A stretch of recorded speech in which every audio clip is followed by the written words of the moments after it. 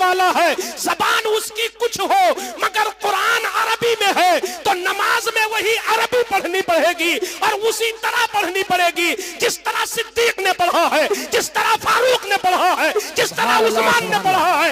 इसलिए कुरान को बदलने वाला अरे 25-30 हजार नजराने दुनिया में तो पालेगा, मगर सरे महशर वो खुदा के सामने कौन सा चेहरा दिखाएगा जो कुरान को लपेट के पढ़ता है।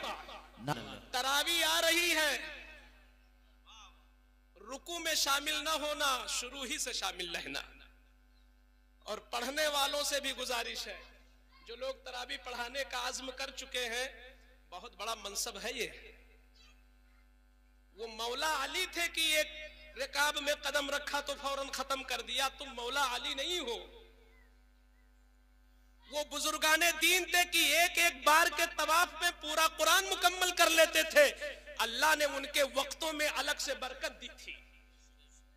हम लोग विलायत की उस मंजिल पर नहीं है, हम जाहिर भी उलमा हैं। हमारे लिए वक्त चाहिए एक पारा भी मुकम्मल करने के लिए। बात चूंकि हिफ्ज़े कुरान की है तो मैं ज़िम्नन ये बात अर्ज कर दूं कि आप बताओ मुसलमानों, अभी मैं हुजूर सैयद हामिद हसन मियां मद्दजिल्लुहुल आली के कुर्ब में बैठकर चूंकि जिक्र रसूल कर रहा हूं, इसलिए कुर्सी पे बैठा हूं।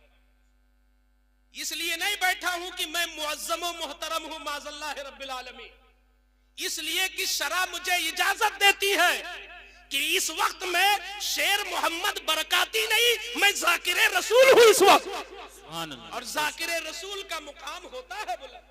आका ने बुलंद करके दिखाया है और अपने सामने ऊंचे पे बिठा के साबित किया है कि मेरा जिक्र हो तो कुर्सी पे बैठ सकते हो।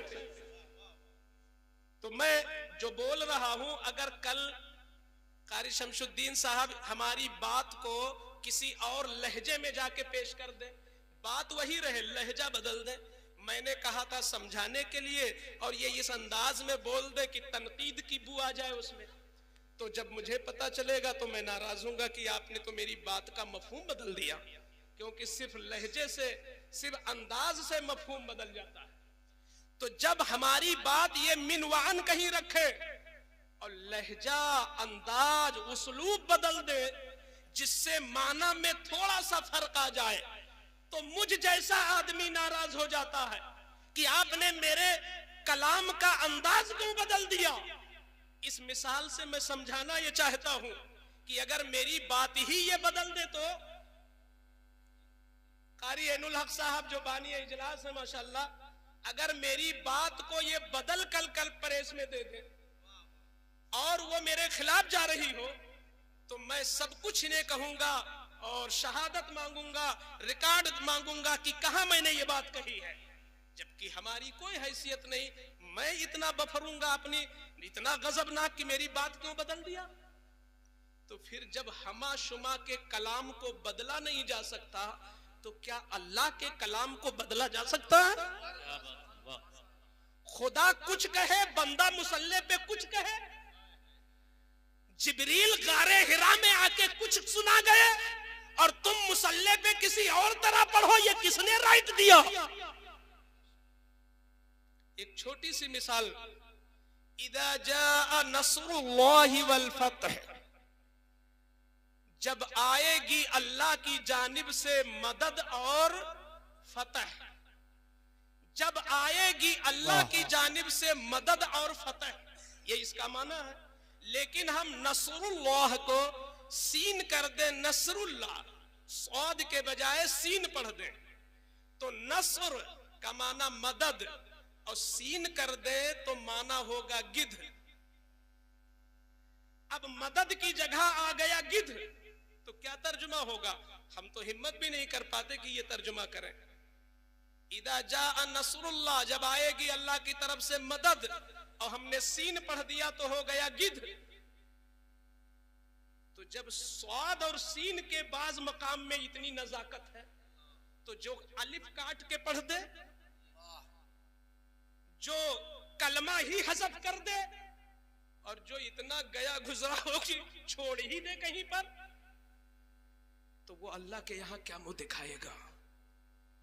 अपने मुक्तदियों की वाहवाही के लिए खुदा के गजब को दावत मत दो।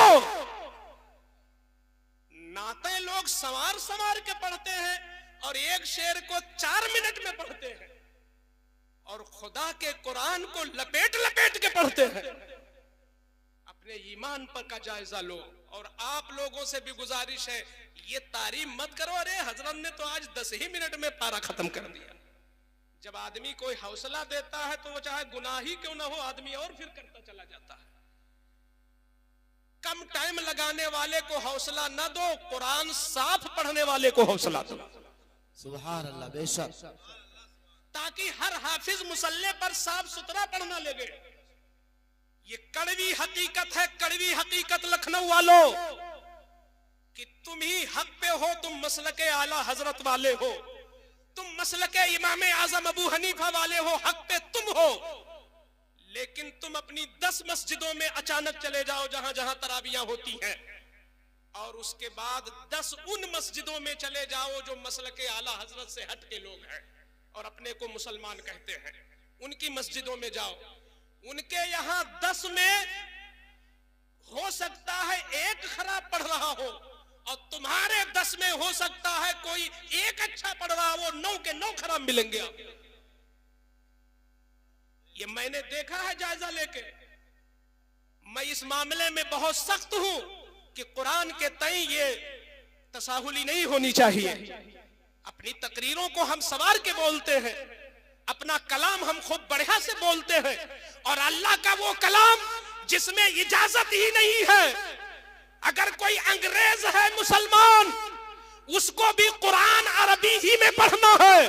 कोई फारस का रहने वाला है, नमाज अरबी ही में पढ़ना है। कोई किसी मुल्क का रहने वाला है, जबान उसकी कुछ हो मगर कुरान अरबी में है, तो नमाज में वही अरबी पढ़नी पड़ेगी, और उसी तरह पढ़नी पड़ेगी जिस तरह सिद्दीक ने पढ़ा है, जिस तरह फारूक ने पढ़ा है, जिस तरह उस्मान ने पढ़ा है। इसलिए कुरान को बदलने वाला, अरे 25-30 हजार नजराने दुनिया में तो पालेगा, मगर सरे महशर वो खुदा के सामने कल सा चेहरा दिखाएगा जो कुरान को लपेट के पढ़ता है। नारे तकबीर, नारे रिसालत, नारे रिसालत, मसलके आला हजरत मुफ्ती शेर मोहम्मद साहब क़िबला, नारे तकबीर। सुभान अल्लाह, सुभान अल्लाह, बहुत खूब। तरावी पढ़ना जरूरी है, कोई जरूरी नहीं कि आप पारा ही पढ़ो। पारा पढ़ना आता हो तो पारा पढ़ो, पारा सुनने का शौक हो तब पारा में जाओ, दिखावे में नहीं। पूछी जाएगी तरावी, ये नहीं पूछा जाएगा कि कुरान सुना कि नहीं सुना। 20 रकात तरावी पूछी जाएगी, वो सुन्नत मुअक्कदा है। ये तो जिम्नन बात